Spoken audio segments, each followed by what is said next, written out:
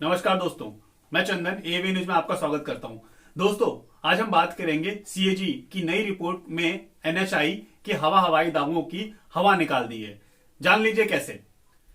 NHI के आक्रमण, भ्रष्ट और निकम्मे लोगों इतने पावरफुल हैं कि मिनिस्ट्री को कहने के बाद भी वो अपने निर्णय गलत करते हैं। ये हम नहीं कह रहे, ये विपक्ष दल भी नहीं कह रहा, ये तो कहा है भारत सरकार के सड़क परिवहन राजमार्ग मंत्री नितिन गडकरी ने, जिसके अंदर ये संस्था एनएचआई आती है।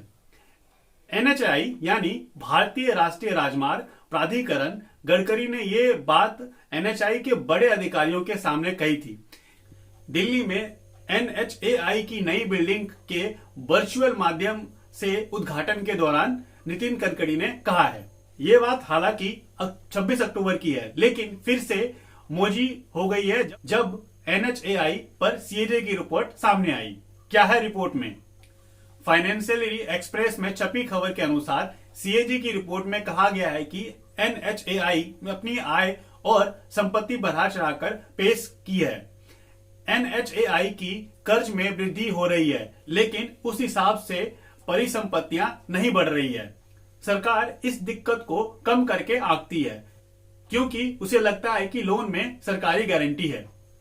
सीएजी ने एनएचआई के प्रॉफिट एंड लॉस अकाउंट और बैलेंस शीट में कई अनियमितताएं पाई है।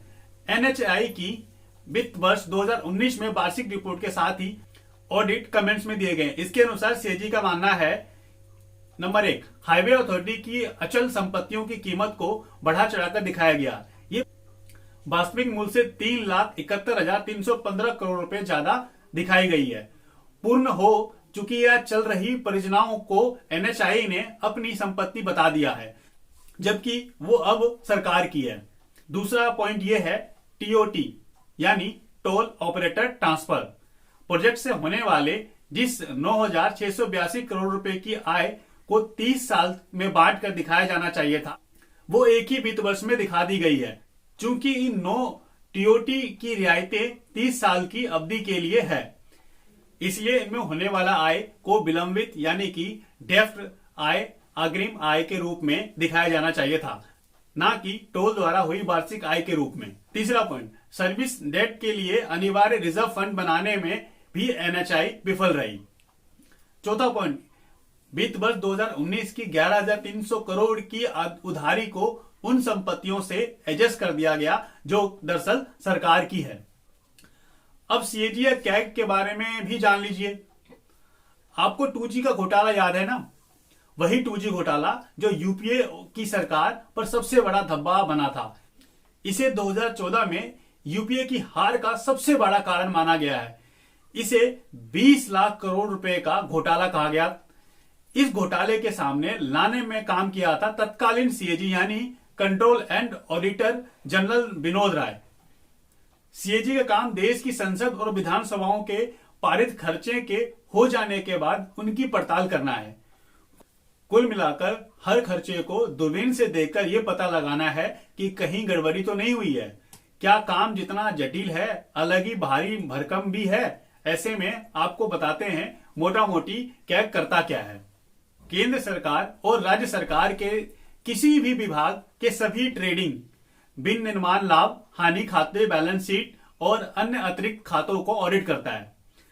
अगर सरकार ने किसी खास काम के लिए कोई पैसा निर्धारित किया है तो वह पैसा उस काम पर खर्च हुआ कि नहीं, ये चेक करता है। जो अधिकारी उस खर्चे को करने के लिए जिम्मेदार था, उसने नियम कायदे को यह खर्च किया है या नहीं, ये जांचता है। इस खर्चे में किसी भी तरह की गड़बड़ी तो नहीं हुई, ये काम किया गया है कि नहीं, उसने जो रायशुमारी की थी उस पर एक्शन हो रहा है या नहीं। सीएजी पूरी रिपोर्ट राष्ट्रपति को देता है, जिसे संसद में पेश किया जाता है। निष्कर्ष यह है, सरकारी खर्चे हो जाने के बाद उनका पोस्टमार्टम करने का काम सीएजी करता है। तो दोस्तों, ये खबर यहीं तक था। आगे की वीडियो जानने के लिए जुड़े रहिए एवी न्यूज के साथ में। अगर आपने चैनल सब्सक्राइब नहीं किया तो चैनल को सब्सक्राइब करें और बेल आइकन जरूर दबाएं, जिससे कि जो भी नया नोटिफिकेशन आएगा वो सबसे पहले आप तक पहुंचे। और वीडियो को लाइक करें, शेयर करें, कमेंट करें। बहुत बहुत शुक्रिया दोस्तों। जय हिंद, जय भारत।